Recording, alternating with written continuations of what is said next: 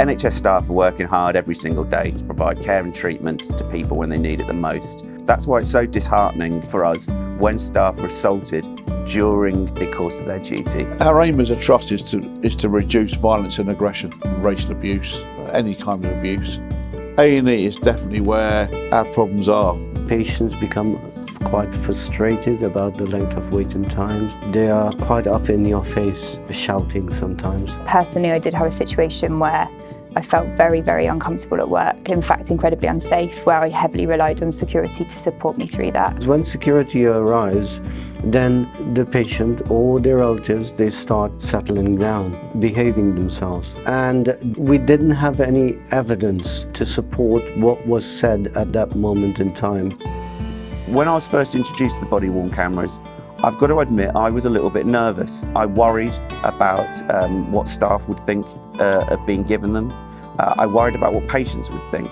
But when people started to wear them, senior nurses are coming to me saying that the whole approach towards them is different. And they feel like they're in control just by wearing the camera. And then that rumour went round the trust and there was a big demand. And I thought, wow, this is getting bigger.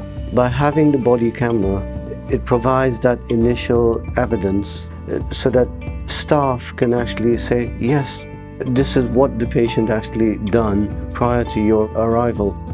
People do ask what you're wearing, and I think just by sharing awareness that you have got a camera on that you are able to use gives a general message that actually we won't tolerate violence, aggression or inappropriate behaviour.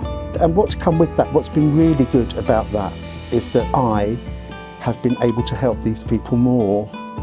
By wearing the body camera, I felt more confident. It's visual, that they see that I've got a body camera on myself, and that in itself de-escalates the situation. It's really calmed the whole situation down, de-escalated 100%. It's been really enjoyable for me to listen to some of the stories of people wearing the cameras.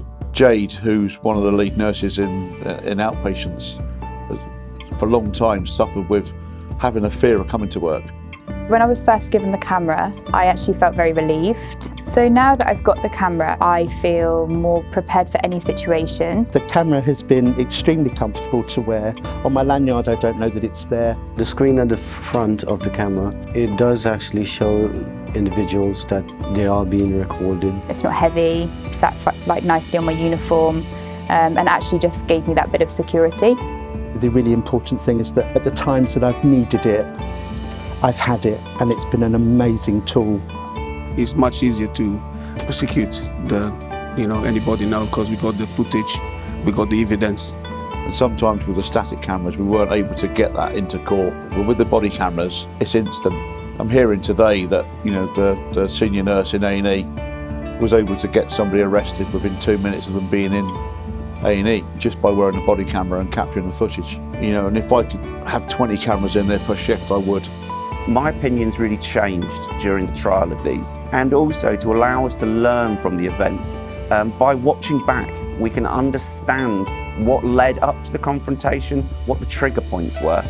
I feel that my colleagues feel extremely safe with me wearing the camera. I feel very empowered just by being able to say, I'm wearing a body camera. I think the general consensus across the team is that there are additional resources now that are available to us. By having this gives you the security that you have something to wear that can give you an additional security and generally just make us feel so much safer at work.